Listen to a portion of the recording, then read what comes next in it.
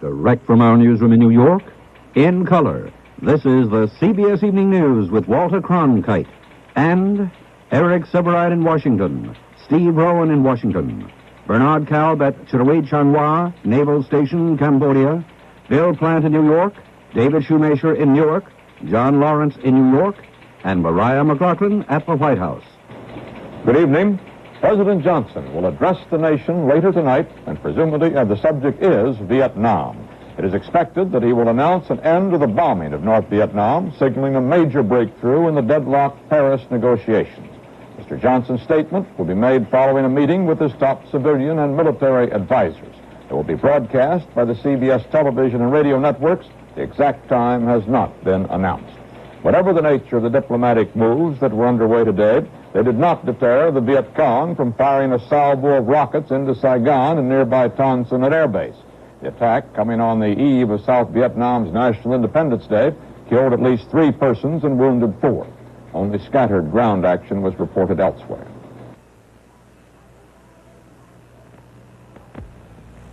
Pucker power, march for pucker power.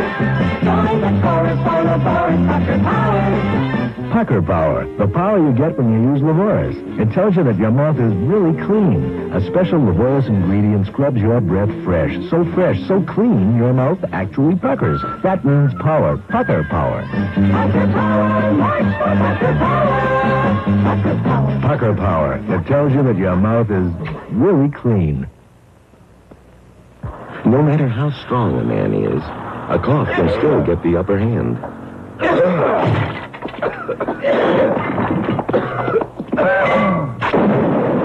But fortunately, there's Vicks Formula 44, the extra strength cough mixture. Effective as codeine, but not narcotic. Extra strength to help control a cough before it goes on a rampage. Vietnam battle casualties continue to reflect the general slowdown in fighting. The latest weekly toll listed 109 Americans killed and 717 wounded. South Vietnam reported 103 combat deaths, and enemy losses were put at 1,259. Last July 17th, the U.S. patrol boat operating in the Mekong Delta was seized by Cambodia after entering Cambodian waters. Cambodia's Prince Sihanouk insisted that it was not an accidental intrusion, but another case of U.S. forces violating his territory. He's held the 11 Americans who were aboard, setting a variety of terms for their release. Cambodia does not have diplomatic relations with Washington, but Sihanouk granted CBS News correspondent Bernard Kalb and a camera crew special permission to enter Cambodia and visit the men. Here is Kalb's report. This is home for the American detainees. It's everything, this room. Bedroom, dining room, living room. It's just like a lot of other large rooms in this building, which houses Cambodian naval cadets. This, in other words, is not a jail, and no attempt has been made to brainwash these Americans. These men are described as detainees, not POWs, that is, prisoners of war. The thing that quickly strikes the eye of a visitor is this homemade king-size calendar.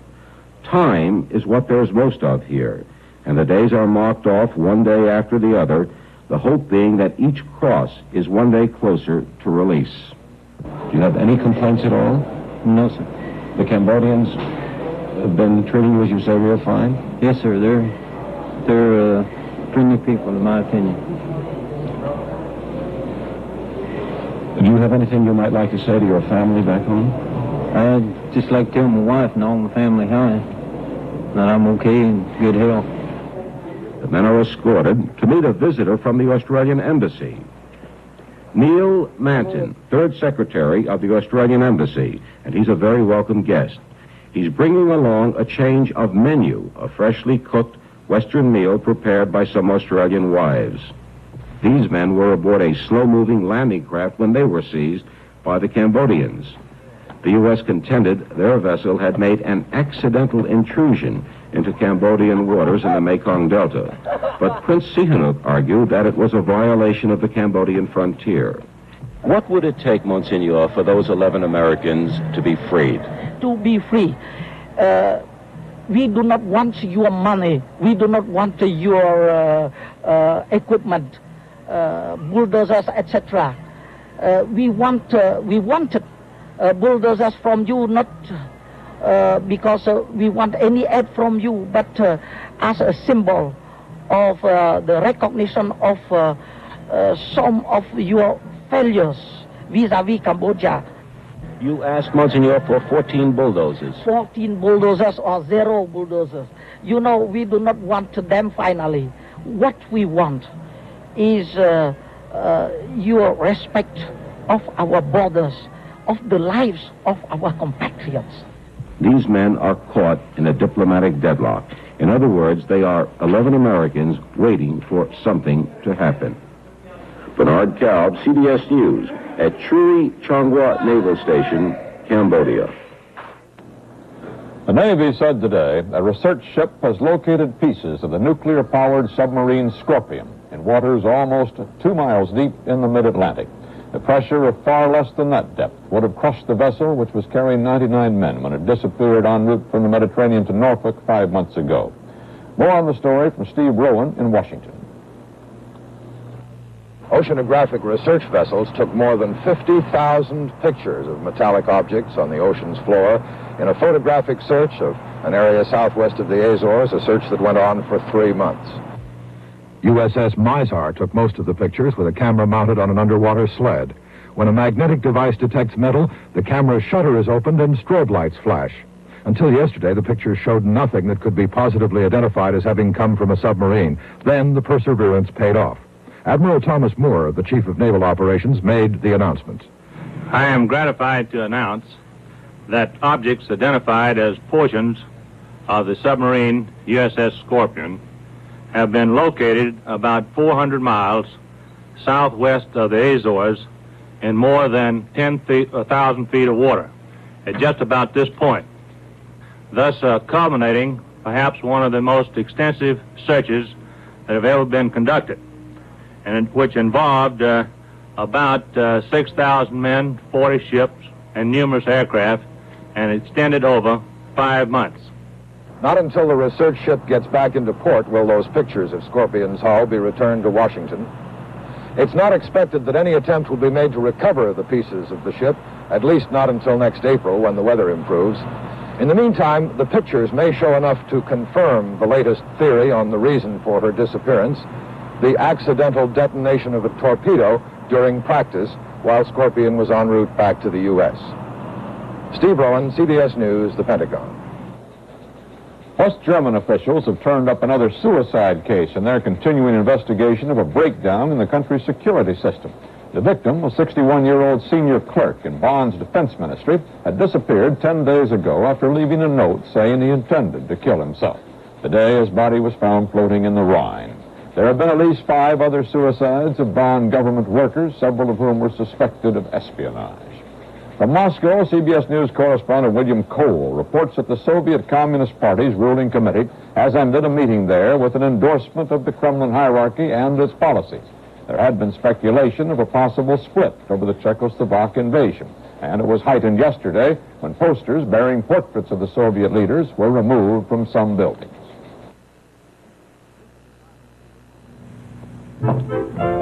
This is the time of year you can almost expect to get a cold or the flu. So be prepared to follow the 3 steps doctors recommend. Rest in bed, like Roger here. Drink plenty of fluids. And take aspirin to reduce fever and relieve pain. Take Bayer aspirin because Bayer is pure aspirin, and aspirin is what doctors recommend. For the aches and fever of cold or flu, Bayer works wonders. When you have acid indigestion, every second counts. So count on instant-acting Phillips tablets. Phillips tablets go to work in seconds. With one of the fastest stomach settlers ever discovered, each small Phillips tablet neutralizes more excess stomach acid than the leading antacid tablet that comes in a roll. So for fast relief from acid-upset stomach, when every second counts, count on instant-acting Phillips tablets. Richard Nixon's staff today claimed he will win a landslide 427 electoral votes next Tuesday, far more than needed to win and far more than any other survey is forecast for him. To assure himself of a head start toward that goal, the candidate cast his own ballot today. Bill Plant reports. The Richard Nixon family did their voting early by absentee ballot in the privacy of their Fifth Avenue apartment with 20 newsmen looking on. With a great rustle of paper, the ballots were opened, and the candidate was asked how he intended to vote. Well, of course, that's confidential information, but I don't mind if you speculate. Okay, folks. But what happens if you want to cross over, isn't it? You cross over, well, it's very complicated. Particularly if you want everybody to vote in one row A, yes, you know, it's very complicated. What I would do here if I were you. I know what I'm going to do. I will tell you. I can't even tell any of the younger generation how to vote. Yeah. Well, we hope to get a lot of them. This is very easy, though, as a matter of fact. I didn't realize there were this many third-party candidates. 1, 2, 3, 4, 5, 6, 7. No, Humphrey's on two lines, you see, the Democratic and the Liberal Party. So, it's worth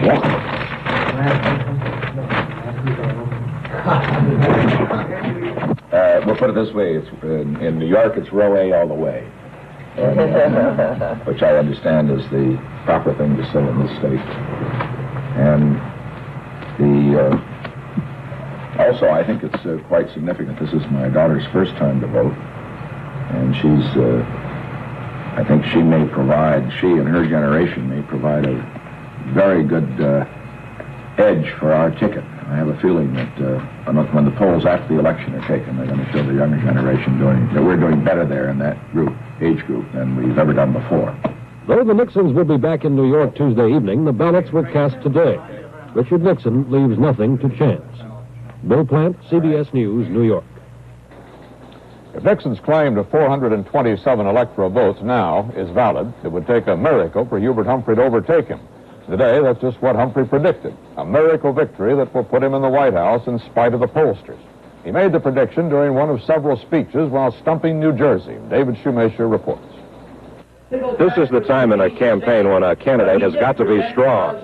Either strong enough to resist his advisors who always want to schedule just one more rally, or strong enough to survive just one more rally. In Hubert Humphrey's case, he seems to have chosen survival. Survival remains a problem on a college campus, even with Eugene McCarthy on your side. Some students at Fairleigh Dickinson and elsewhere apparently would still rather fight than switch.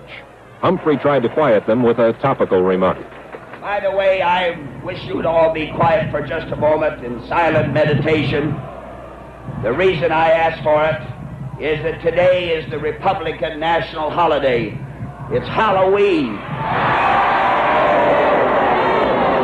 We've had lots of tricks for a long time from Mr. Nixon and his Republicans. Now we're going to have some treats from Humphrey and Muskie and the Democrats. You need a helpmate. The problem at Newark was apathy. Of more than 4,000 workers at one plant, only 1,000 bothered to come outside and listen. Despite their lack of enthusiasm, Humphrey hoped a liberal dose of his evangelistic spirit would make them care enough to vote. Get on that telephone. Call up somebody that may be staying home. Talk to your neighbors. If you don't have a button, make one. If you don't have a sign, get one. If you don't know what to do, just go out and talk to somebody. Ladies and gentlemen, the people of America are rising up. They're going to win this election for themselves, and they're going to win it for a better day and a new day for the American people. Thank you. George Wallace today claimed for himself and his running mate, Curtis LeMay, part of the credit for progress in the Vietnam peace talks. He told a news conference in Hagerstown, Maryland, "I think our strong attitude might have something to do with Hanoi talking of concluding the war." Former Kentucky Governor A.B. Happy Chandler, who almost became George Wallace's running mate, today urged his supporters not to vote for the third-party candidate. Chandler, a Democrat, declined, however, to recommend either Richard Nixon or Hubert Humphrey. And for himself, as he put it, "I may sit this one out." Chandler said Wallace has no training in foreign affairs, and he criticized his attitude toward race relations and his choice of a running mate.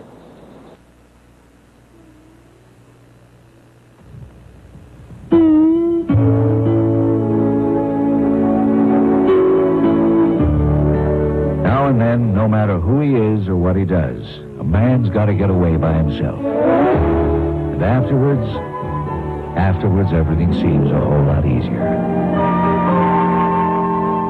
You get around to life with a Marlboro filter, maybe back for us. Come to where the flavor is. Come to Marlboro Country.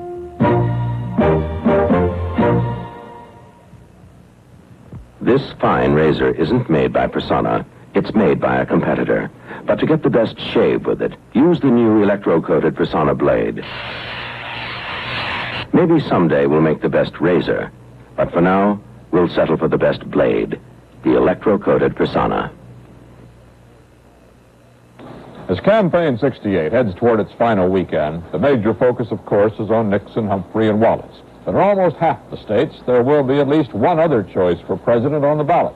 John Lawrence reports. As everybody knows, it's a three-man presidential race this year. 3 candidates are on every ballot. 3 candidates show strength in the polls. 3 candidates are in the news every night. But if it's really a 3-man race, what about Eldridge Cleaver? The whole election this year is irrelevant, isn't it? You have a choice between oink, oink, and oink. That's the choice. Eldridge Cleaver is on the ballot in 5 states as candidate of the Peace and Freedom Party. For civil rights against the Vietnam War. Cleaver is an ex-convict, information minister of the Black Panther movement, and author of the best-selling book, Soul on Ice. His speeches drip contempt for the white power structure. But unlike some black militants, he believes in working with sympathetic whites. So that we were very glad to have the opportunity to form a coalition with white people in the Peace and Freedom Party so that we could begin to dispel this climate of amorphous racial tension and create a framework in which black people and white people who were trying to deal with the situation could work together. And we think this is a very positive development, and we're seeking to export it from California to the rest of the country because we know that they need it. We mentioned that Cleaver is candidate of the Peace and Freedom Party, and he is in some states. But in some other states, comedian Dick Gregory represents the Peace and Freedom Party, except in New York, where he represents the Freedom and Peace Party, a splinter group. At times, Gregory's speeches reflect his days as a nightclub comedian. He notes the relative lack of rioting this year. Black folks was pretty ornery this year that they didn't come out during the expected season, July through August. We were at home reading our consumer reports. We ain't gonna steal bad stuff no more. But Gregory can be serious, too. And where Eldridge Cleaver denounces police as pigs, Gregory calls for higher pay for policemen. Now, say in the large urban cities, if the average cop's starting salary was $10,000 a year. Now, in 10 years, that's $100,000, right? Now, he's going to think twice before he back up to that old $5 bribe, right? Because for the first time, you gave him something to lose. He's going to think twice before he busts you upside your head with a stick. Why? Because for the first time, he got a good job that he's taking a chance on losing. As usual, there are 2 socialist parties in the running. Henning Blomain is the socialist labor candidate.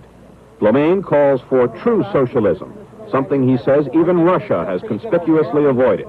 And he says half measures like peace demonstrations won't work.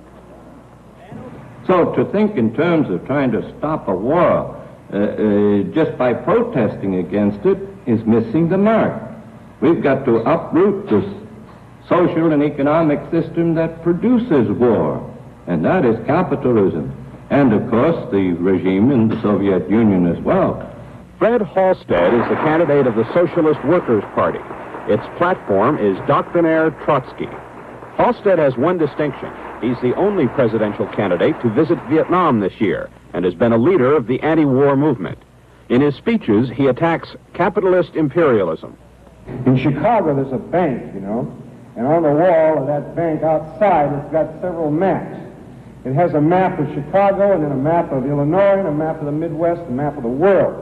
And little lines go out from the bank to all kinds of places where it's got financial ties. And the last map, the one of the world, says a map of the free world. And every place where one of those lines goes to, that's the free world. And the places where they don't go to, that's not the free world. And that's the definition of the free world. That's right, and one of those lines goes to South Africa. For the first time in 28 years, the Communist Party is running a candidate, Mrs. Charlene Mitchell.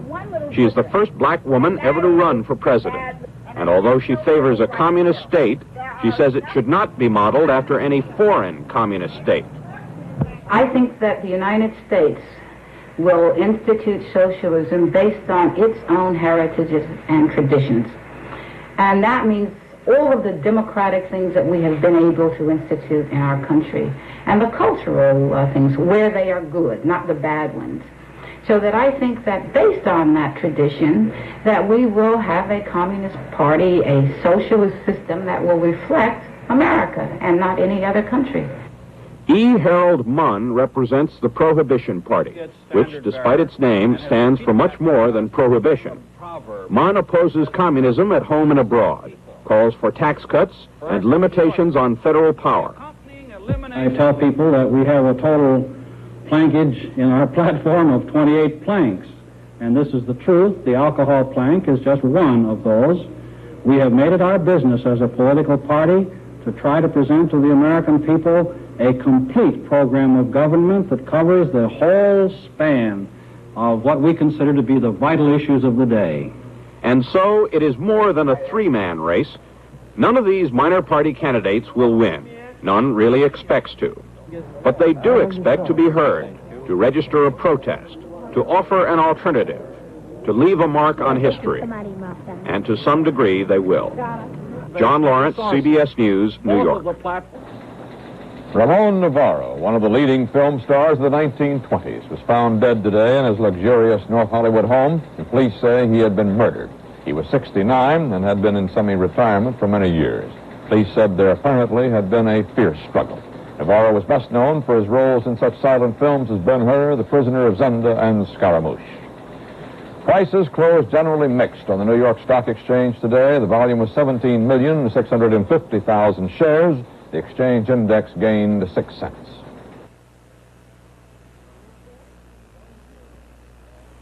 Cool Whip? Thank you. Red? Just a small piece, please. A little smaller than it. Half of that. A little less. That's fine. Fine. Mama said, Fine. oh, he wants the Cool Whip. Because non-dairy Cool Whip has all the good old-fashioned taste with lots less calories than whipped cream you have to make. And because it's a topping that comes already whipped and is so easy to use, some people like a little pie with their Cool Whip. Can a 5-minute coffee break taste like a banana split? U-Ban can. U-Ban, the coffee so rich it tastes fattening. Coffee break? Gorge a little. Make it a dessert break. U-Ban costs a little more, but remember, it's not the coffee you're paying for. It's the dessert. Next time you yen for something rich, have a cup of U-Ban for dessert. It is now Friday in Saigon, and there's been another rocket attack on that city. A church was hit, and 19 persons have been reported killed. Now to Eric Severide in Washington for some thoughts on the apparent climax of Vietnam peace efforts. Eric? The big break for peace in Vietnam has apparently come and is about to be announced. In the battle areas, the adjustment will be cessation of American bombing over North Vietnam to match the withdrawal into the north of several tens of thousands of Hanoi troops. At the peace table, the agreement involves the seating as participants of both the Saigon government and the Hanoi-inspired Viet Cong Front. The latter has been a sticking point in recent days. It sounds like a procedural arrangement only, but profound and long-held principles and premises are involved on which both sides have compromised. By recognizing the Saigon regime as a participant, Hanoi in effect abandons its argument that the war is entirely an indigenous uprising for national independence aimed against foreign imperialists for whom Saigon is merely a puppet. By recognizing the Viet Cong Front as a participant, the United States and Saigon, in effect, abandon their argument that the war is entirely an aggression by a foreign state, North Vietnam.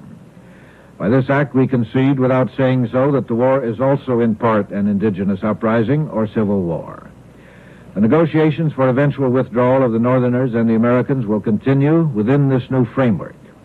They could continue for many months. The question then arises, will heavy and prolonged fighting also continue, as happened in Korea after serious negotiations had begun? The prevailing belief here now seems to be that this will not happen, that this is not another Korea. For one thing, we had to deal directly with a big power, China, in the Korean settlement. For another, North Vietnam's military establishment is believed to be in very bad shape.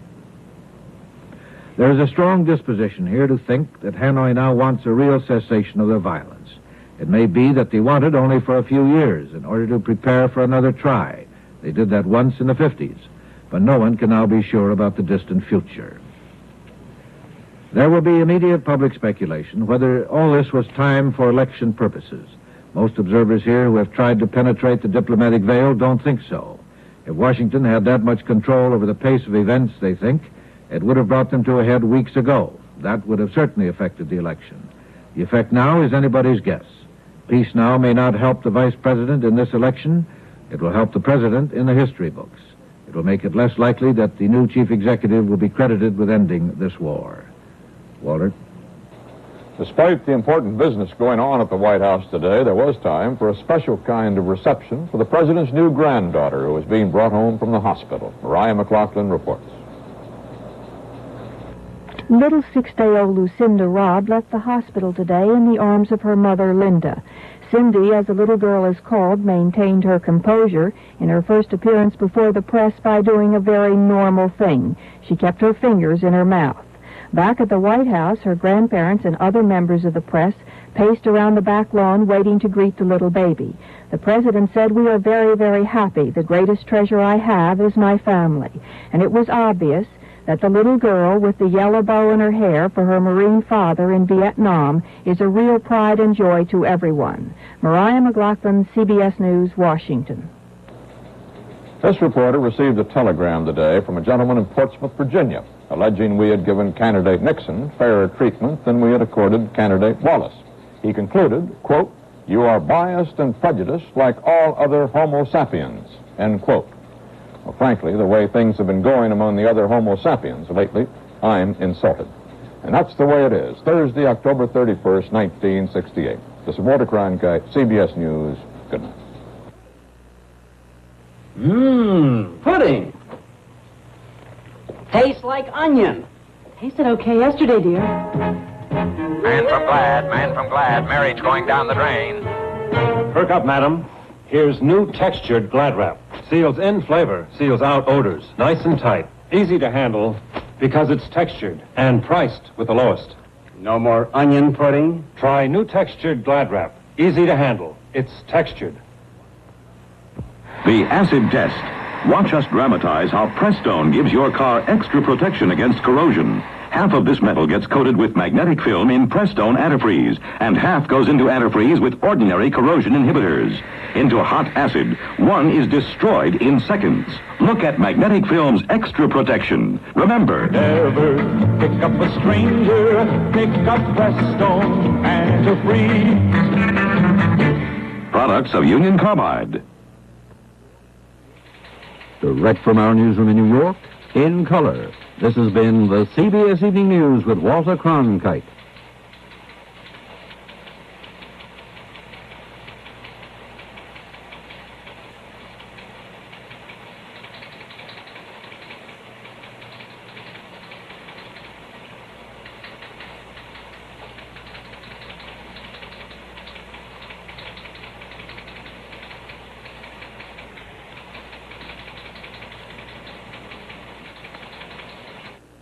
For the election returns, watch CBS